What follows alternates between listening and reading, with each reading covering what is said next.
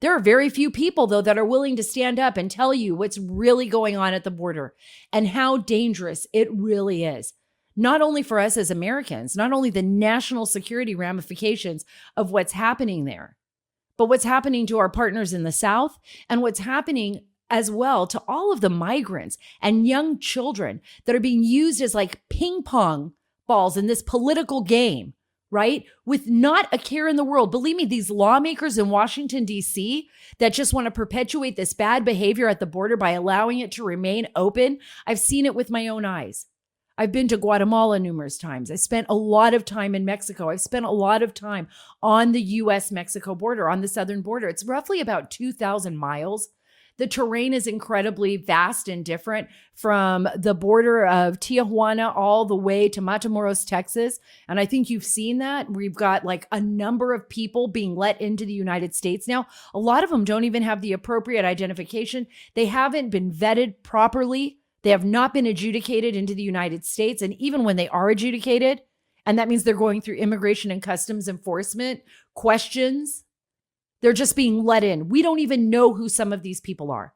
And let me give you an example of that, right? Because a lot of times you hear stories, it's always about the poor families. And there are a lot of very poor, very sad families, people that are working alone, maybe traveling alone, people that have sent their children on their own into the United States. Some children which are just looking for their families and have not been able to see their mother or father in maybe 15 years. Sometimes their parents just leave them, just abandon them in their villages, maybe with family members. They come to the United States with the hope of finding a job. And you know what? After a while, time goes by and they've married somebody else or they've had children with someone else. And the children that are left behind in Honduras or Guatemala are left behind. Literally, I speak Spanish. I've talked to these children. I'm not just telling you this. I know. And some of them are different people when their parents see them again. Some of these kids are raised on the streets with gangs. They're with MS-13.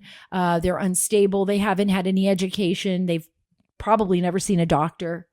And some of these children, when they're traveling alone, are traveling with people that are monsters. They're pedophiles. And some of the girls have been raped. We have to talk about these issues. But there's also the issue, and this is where I was going with this, of not knowing who the people are, right? Not being able to vet them. I wrote a big op-ed, an opinion piece. This is my second opinion piece at foxnews.com. On it, you go to foxnews.com, you look at my name, Sara Carter, you'll be able to pull it up. It's called Lethal Cartels Control the Border. They make billions on drugs trafficking while migrants suffer. But I want to talk to you about the billions of dollars that they make and how they do this. It's incredible the type of reach these monsters have. And they make it off the backs of those people that are suffering. And they kill them with impunity. They don't ever get held accountable.